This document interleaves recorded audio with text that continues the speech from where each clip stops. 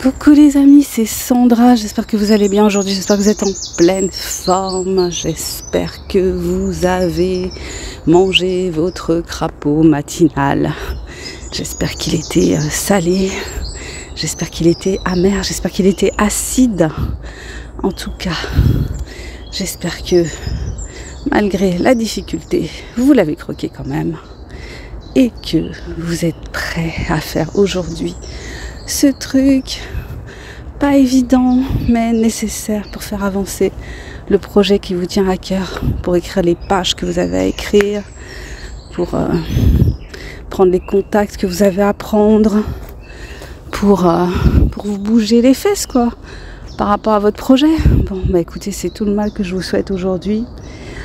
J'ai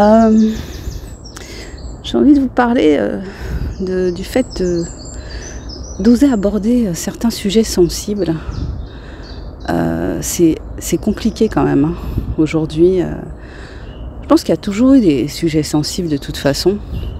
Mais c'est vrai qu'avec l'avènement d'Internet, des réseaux sociaux, on est plus nombreux à oser aborder ces sujets. Et il y a un risque. Il y a un risque qui est celui de la censure parfois, qui est celui de l'agressivité parfois, parce que on a beau prendre des pincettes, et il y aura toujours des gens qui vont percevoir ce qu'on dit comme allant contre eux, comme étant des attaques personnelles. Donc c'est une difficulté, mais je crois que ça ne doit pas nous empêcher quand même de dire ce qu'on a à dire, de se positionner, même si c'est, comment dire, il y a une part de danger entre guillemets dans le fait de se positionner sur certains sujets. C'est compliqué, ça peut faire peur aussi. Voilà, que ce soit de parler du transgenrisme, que ce soit de parler de plein d'éléments de la crise Covid, comme l'interdiction des traitements, comme le danger de certains traitements, pour le coup ceux-là conseillés et puis mis sur le marché, et puis avec les incitations et les obligations à le prendre. Je ne parle pas des guerres que les médias mettent en avant aujourd'hui, parce qu'il y a d'autres guerres dans le monde, mais voilà, celles-là, elles sont mises en avant. Donc que ce soit ce qui se passe en Ukraine et en Israël, voilà, si tu dis certaines choses, c'est mal en fait. Faut pas dire ça, c'est pas bien. Il y a quelque chose qui est admis dans l'espace officiel. Et quand tu dis pas ce qui doit être dit, tu te fais, on te saute dessus, on t'agresse, et il n'y a pas d'espace pour débattre de ça. Et moi j'adore les débats, j'aime bien quand on peut discuter en fait, quand on peut, quand la personne en face de moi écoute mon avis, moi j'écoute son avis. Il y a des moments où la conversation ça va un peu monter parce que on va être emphatique, enflammé chacun, mais on est capable d'écouter ce que dit l'autre, d'entendre ce que dit l'autre, de ne pas être d'accord. J'aime bien la fameuse phrase qui est attribuée à Voltaire, je cite de mémoire, je ne suis pas d'accord avec vous, mais je me battrai pour que vous puissiez dire ce que vous avez à dire. Donc la parole, la liberté d'expression, qui est énormément bafouée actuellement, parce qu'on a une espèce de doxa, on est un peu comme dans 1984. Je dis souvent qu'on est comme dans 1984 où 2 et 2 plus 1 font 5, ou je sais plus, voilà, un truc comme ça, 2 plus 1 sont censés faire 5, où la guerre c'est la paix, le mensonge c'est la vérité.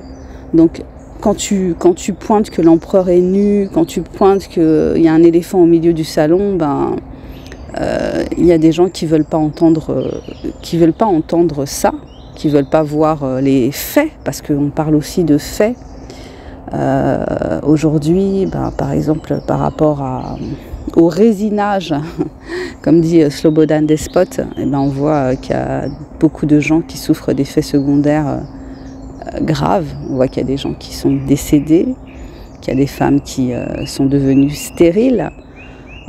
Donc ça, c'est un fait. Ce sont des faits, ce sont des réalités. Mais il y a encore des personnes qui vont te dire qu'il ne faut pas dire ça, que c'est faux et que...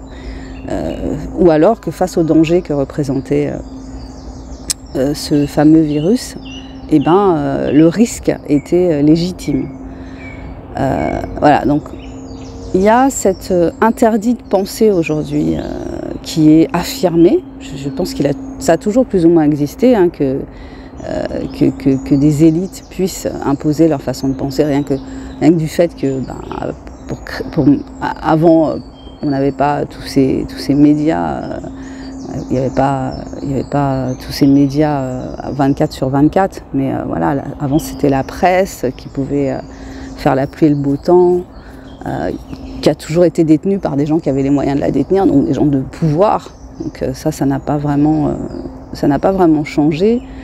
Que les personnes qui ont l'argent, en fait c'est l'argent c'est la monnaie qui dirige le monde, comme disait la chanson, c'est la monnaie qui dirige le monde. C'est vrai, si tu as de l'argent, bah, tu peux orienter l'opinion publique, tu peux dire ce qui doit être dit, tu peux soutenir tes potes parce que tu as des actions chez eux et parce qu'ils te filent du fric pour que tu les soutiennes, donc forcément tu vas pas aller à l'encontre.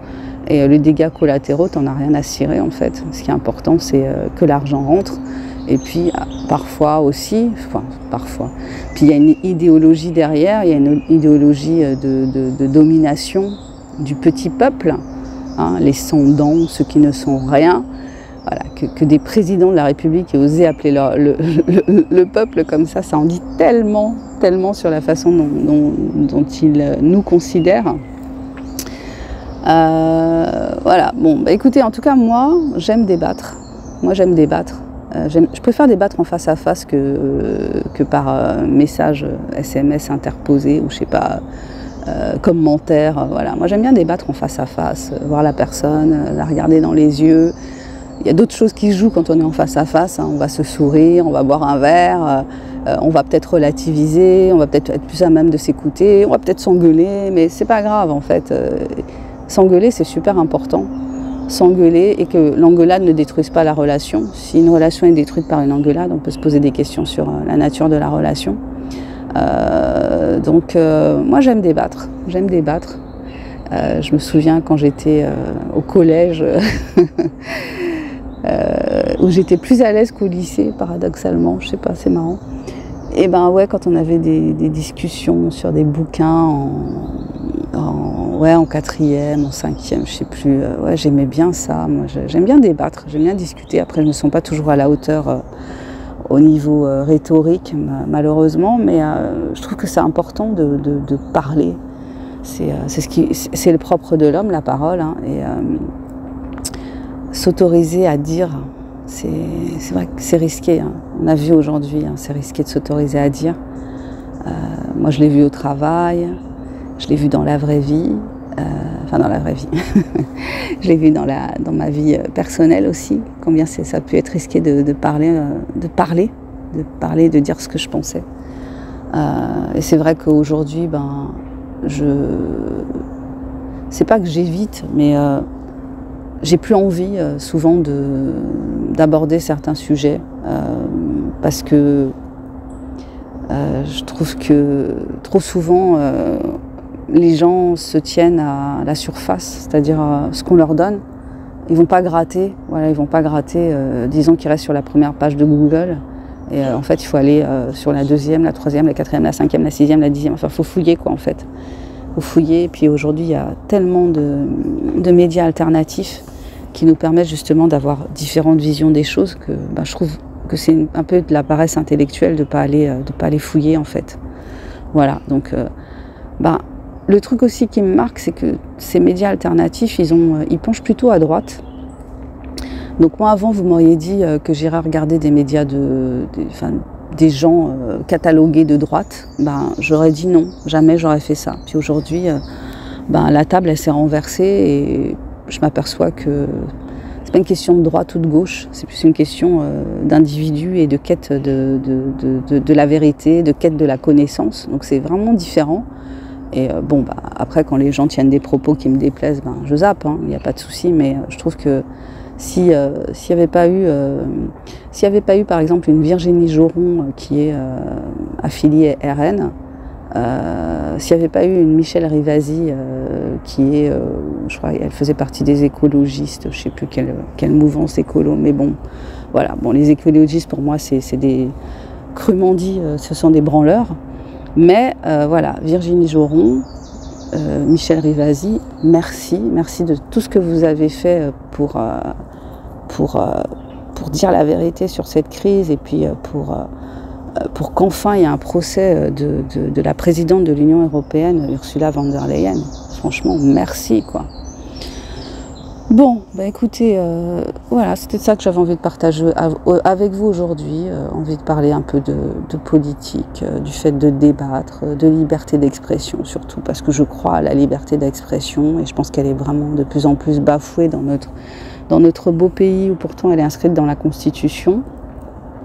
Je vous remercie de votre passage sur cette chaîne. Je me présente pour ceux qui ne me connaissent pas, je suis Sandra Ganval, écrivaine indépendante. Sur cette chaîne, je partage ce que j'ai envie de partager. Je vous invite à découvrir mes écrits qui sont tous sur la plateforme Amazon en version papier et en version numérique. Donc allez-y faire un tour parce que si vous passez régulièrement ici et que vous n'avez jamais lu aucun de mes bouquins, c'est impardonnable. Donc achetez-les, lisez-les, mettez-moi des étoiles, des commentaires, dites si vous avez aimé un peu, beaucoup, passionnément, à la folie ou pas du tout. Je vous propose aussi des formations, donc des formations dans le domaine de l'auto-édition, dans le domaine des techniques d'écriture. Donc tous les liens sont juste en dessous de la vidéo, c'est gratos, alors profitez-en. Et puis troisième chose, depuis quelques mois, je démarre une nouvelle carrière. Je suis coach, j'accompagne des personnes qui souffrent de troubles du comportement alimentaire ou d'obésité, ou bien qui cherchent à perdre ou à prendre du poids et qui ont identifié qu'ils avaient un souci avec la nourriture. Voilà, avec le côté addictif de la nourriture, en particulier le sucre, et qui veulent travailler là-dessus, ben, n'hésitez pas, vous avez mon mail juste en dessous de la vidéo. Je vous fais plein de bisous, je vous souhaite une super journée. Prenez soin de vous, prenez soin de votre mental, vibrez haut, bougez votre corps, parce que bouger son corps, ben, c'est non seulement entretenir sa partie physique, mais aussi entretenir sa partie spirituelle, et puis émotionnel. À demain pour le prochain partage. Bye bye.